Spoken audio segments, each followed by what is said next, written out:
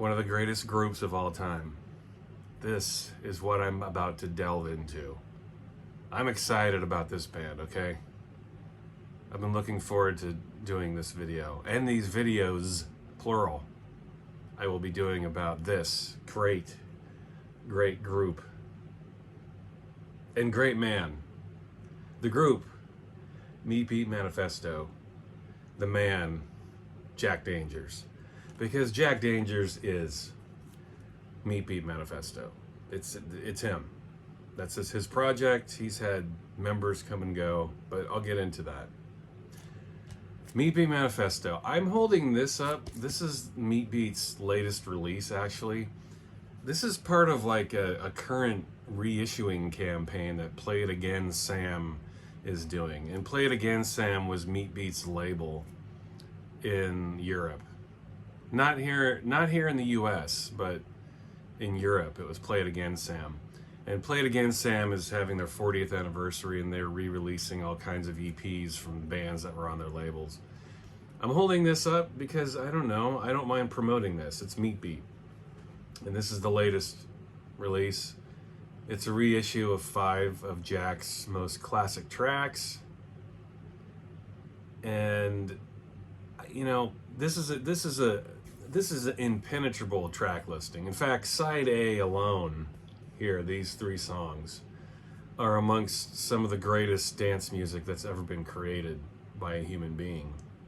These 2 tracks on the B-side aren't bad either, but these first 2 in particular are insane. I'll talk about those in another video. I'm splitting up my Meat Beat videos, and I'm going to start doing that with all of my videos, as I mentioned the other day when I was doing my Pet Shop Boys video. I'm just going to start dividing these up. Shorter videos, more condensed, you know, discussions about these bands and albums. I'm going to focus on an album or an era. This is, anyway, the latest release. And I don't mind promoting anything that Jack Dangers does, because I have been a rabid, frothing fan of this man for pretty much 35 years. I was thinking about that the other day when I was getting ready to do this string of Meat Beat videos that I'm going to be doing. I've been listening to this dude's music for 35 years, man. It's crazy to think, but it's the truth.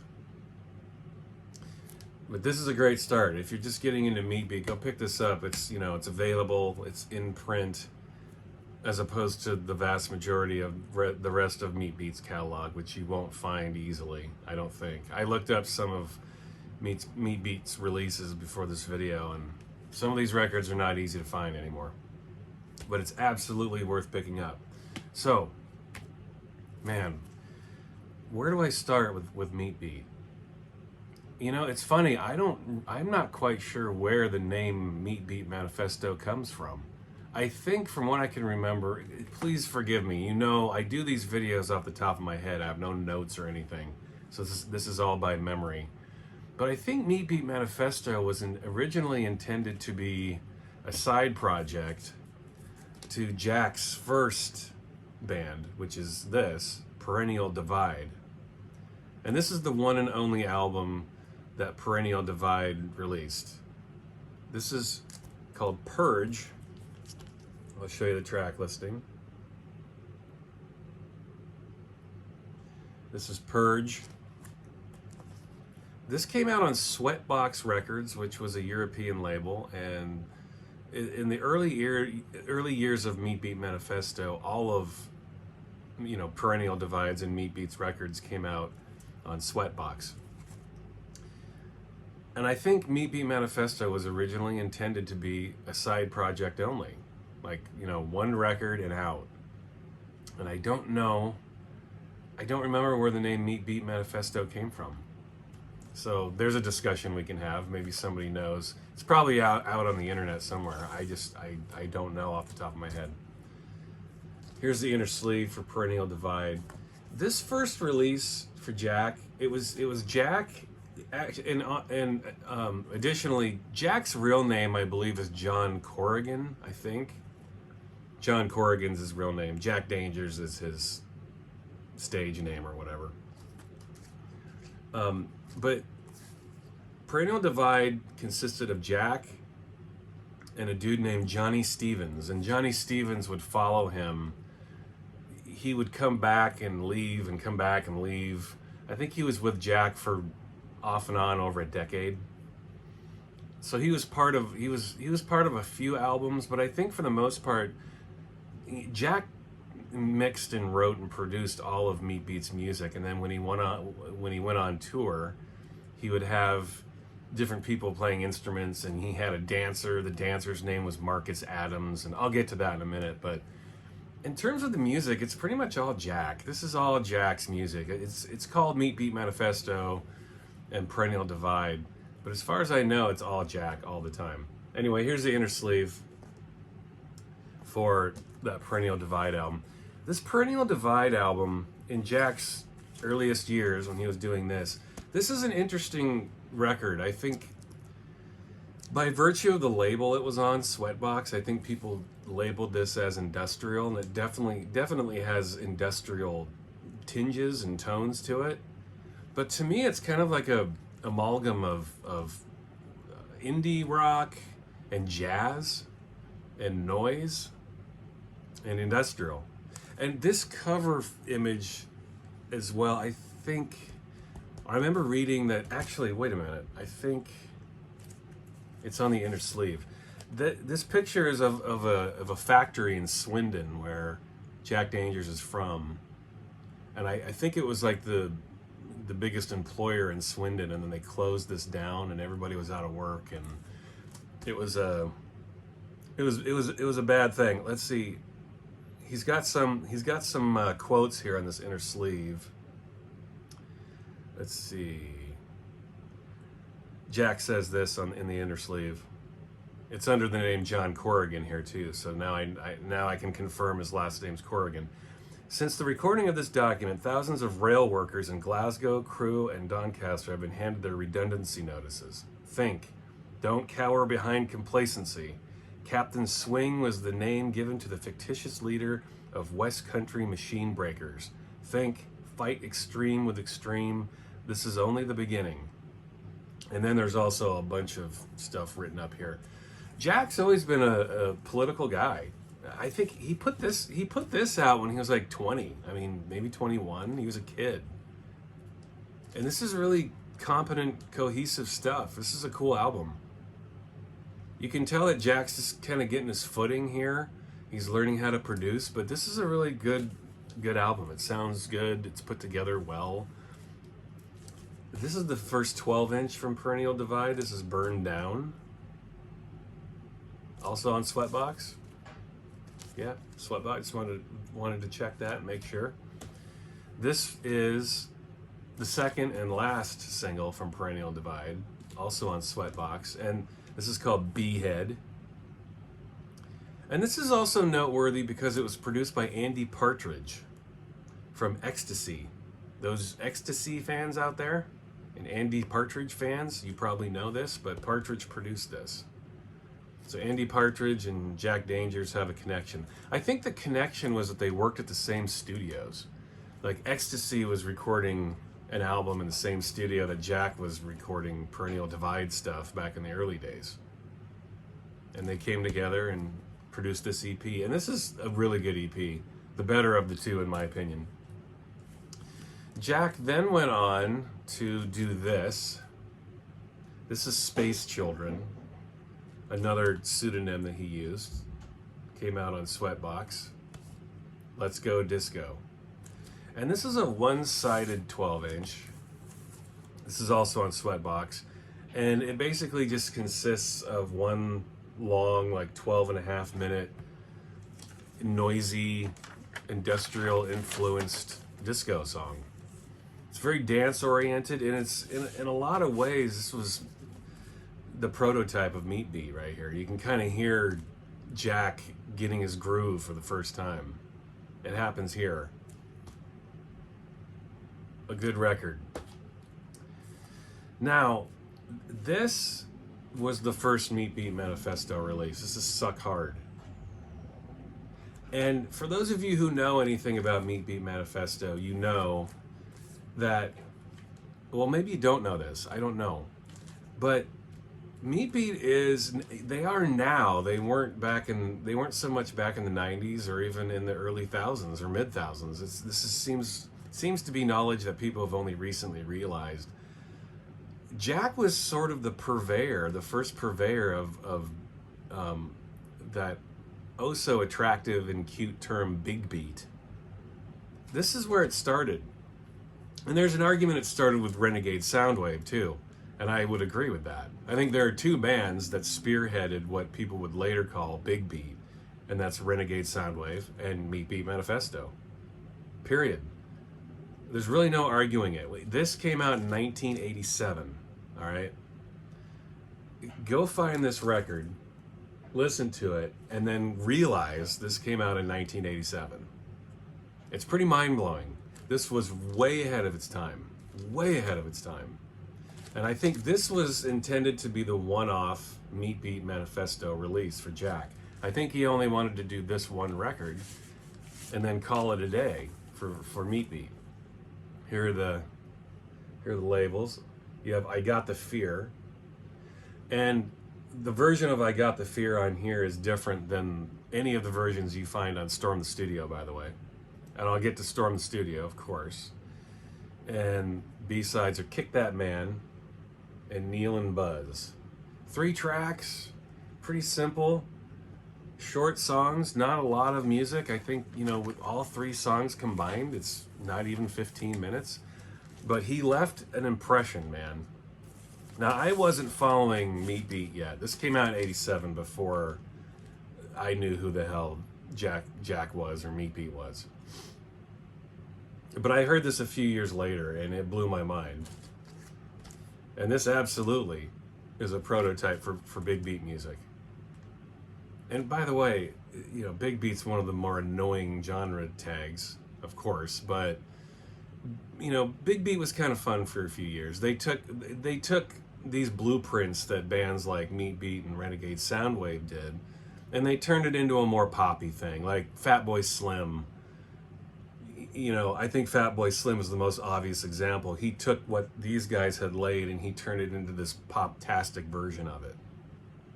I don't hate Fatboy Slim. I think he's all right, actually. Norman Cook's all right. I don't love his music, but I think he seems like a decent guy. He's got good taste in music. Used to be in a band called the House Martins, but that's another video.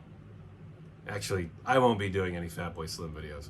I don't feel that great about Fatboy Slim. But anyway, this isn't about Norman Cook. This is about Meat Beat. He laid the groundwork for bands like Fatboy Slim and, I don't know, any popular big beat band you can think of. I'm trying to think. Some of my favorite bands that would be considered big beat, I guess, Dust Brothers or Chemical Brothers, as they later would become. There's a group called Bentley Rhythm Ace that featured one of the guys from Pop Weed itself that I thought did a really nice job with that sound. The Propeller Heads did some decent stuff in that genre, but nothing like this. And this came well before any of it. Anyway, that was supposed to be the one-off single, but I think it did well, and Jack was confident enough in his production abilities and his creative abilities that he then pumped this out. This is I Got the Fear. Very similar cover. This is also on Sweatbox. Two versions of I Got the Fear that are exclusive to this 12-inch. So if you have some other version of I Got the Fear, like on Storm the Studio or whatever it is, you want to get this. Exclusive versions. And the best version of I Got the Fear is on here. The full unedited vocal from Jack is on here. And that's another thing about Jack, man. He has a kick-ass voice, man. He wasn't afraid to use it. He had a lot of things to say. And things started coming together slowly with these earlier records. You could feel some real evolution going on. These guys, well, I'll get into the industrial tags more as I move into their wax track stuff. But Meat Beat gets unfairly tagged with being industrial, but Jack would pepper his music with industrial, but I think it's only fair to compare Meat Beat's music to industrial music in that he used his sounds as like a palette.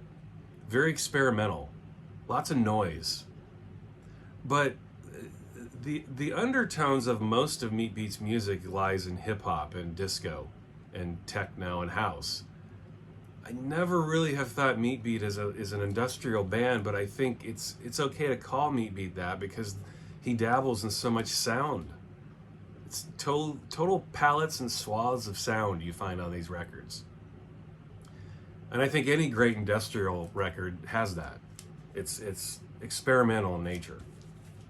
And Meat Beat's music was definitely that. So after that single, the year after, I think maybe it wasn't the year after. Is this 1987? Could be 87, 86. He put out Strap Down. Now this is Marcus Adams. This is the dude he had dancing with him. There's another band that absolutely took cues from Meat Beat in terms of having a dancer on stage. You might have heard of them. They're called the Prodigy. I know you've heard of them. I'm being sarcastic. I'm sorry, but these ideas come from right here. Marcus Adams was the freaky dancer. He would dress himself up in foam, eggshell, alien costumes and prance around on stage. Here's Jack. This is Jack. And then for a short time, he had a DJ called Greg Rage. Where is he? I thought he was on this cover. Oh, wait.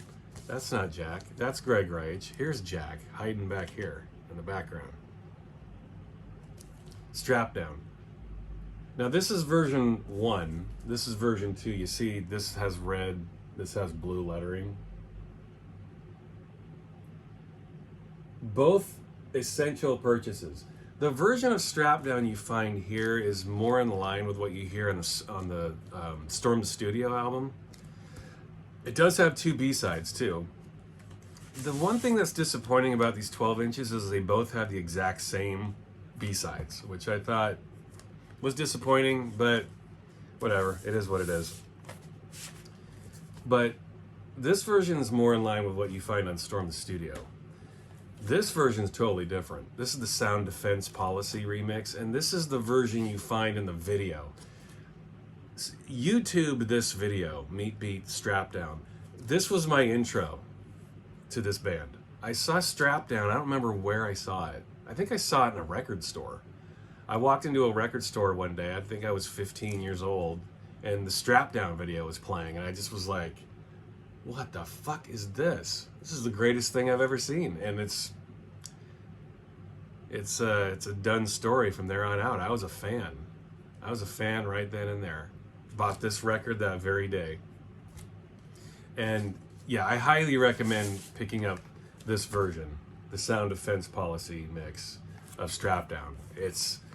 The production's different. It's not muddled. It's not noisy. It's not fuzzed out like a lot of music on Storm the Studio is. It's a very clear, bright, almost poppy, but still dark version of Strap Down. It's a very hard song to pin down, and that's why this band is so great, and that's why Jack is so great. So, after that comes the first album, and I'm going to take this out of its sleeve. This is Storm the Studio. To this day, this is one of my all-time favorite albums. There is so much going on this album. This is on Wax Trax.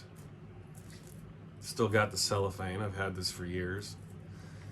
And I'll show, still have my Wax Trax insert. Most of my Wax Trax records still have these. I never took them out. The only ones that I'm missing are ones that I actually used to order stuff. I used to order posters and shirts, all kinds of shit from Wax Trax. I was happy to do it. I was happy to give them my money. And I ordered other records as well. I would make big Wax Trax orders. But Storm the Studio is, I think, one of the most important sample albums of all time. And those of you, I don't know why you would do this, but when I used to work for Discogs, I was the main content writer for the blog. And I wrote a pretty lengthy piece about the 10 best sample albums I've ever heard. And I thought other people should hear. And if I can find that story, let me know. I can link you to it so you can read it. But this was on here, Storm the Studio. I put this in the top 10 I think this is an incredibly important, snapshot of early sampling culture. Jack definitely took what had gone on before him, and the kind of music that sampled back then was mainly hip hop, and Jack understood that, and he was a huge public. You could tell he's a huge Public Enemy fan, as I was. He uses a lot of that James Brown, Public Enemy, Bomb Squad type production with his sampling here. And what's really cool about this first album, it's a double record, as you can see. What's really very awesome about this album is each side has, with exception of one, 3 of the 4 sides have 4 different versions of the same song, and none of them sound alike. None of them. They sound like completely different songs. God OD, 4 versions, and this is a full album, 80 minutes of music. Each record, each side has 20 minutes of music, so you get 20 minutes of God OD, although none of the versions sound the same. You get 4 versions of Reanimator. All of them sound drastically different. You get 3 versions of Strap Down, but they're long, 3 versions of Strap Down, and you get 4 versions of I Got the Fear, all different from what you hear on those 12 inches. And this, I think, people had a hard time pinning down what Jack was doing. I think especially in the United States, because he was on Wax Trax, and when you were on Wax Trax back then, you just got labeled as an industrial band. I think that generally just happened. So everyone kind of thought Meat Beat was a purely industrial group, but it wasn't. Jack was doing so much that was different than any other industrial music. I mean, there's so many influences going on here. Pop and rock and jazz and hip hop and anything you can shake a stick at, it's going on this album. This is a great record. I don't think, in some ways it's aged, but in some ways it hasn't. I can still listen to this album and be totally moved by it. Sounds fantastic to this day, 35 years later. And I remember at the time Jack's studio caught fire or something. Like, he had other versions of this. He had other versions of these songs, but there was a fire that happened in the studio, and he had to re-record a bunch of stuff, and it ended up turning into this and what would become Armed Audio Warfare, which is another album I'll talk about. But apparently he had a fire and lost some master tapes and had to re-record a lot of these. But, hey, good for us. We got a great classic double album here, filled with brilliant songs. And I'm not going to call this industrial, really. I don't think it is. I think, if it's anything, it's like a noisy hip-hop album. Jack's rapping over it, he's screaming and yelling, and they're bizarre samples. It just sounds like music from an alien world. It still sounds more innovative than most electronic music these days.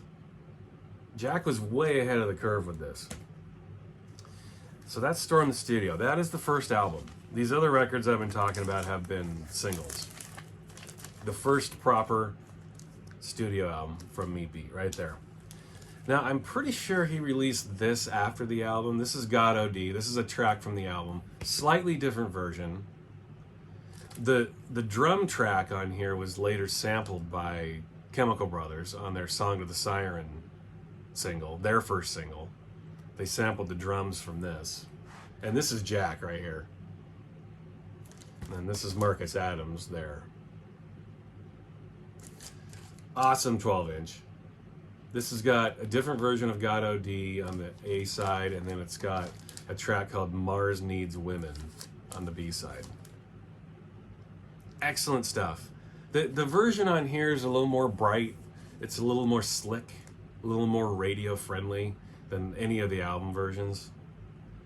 It sounds a lot like the first track on Storm the Studio, but it's just brighter.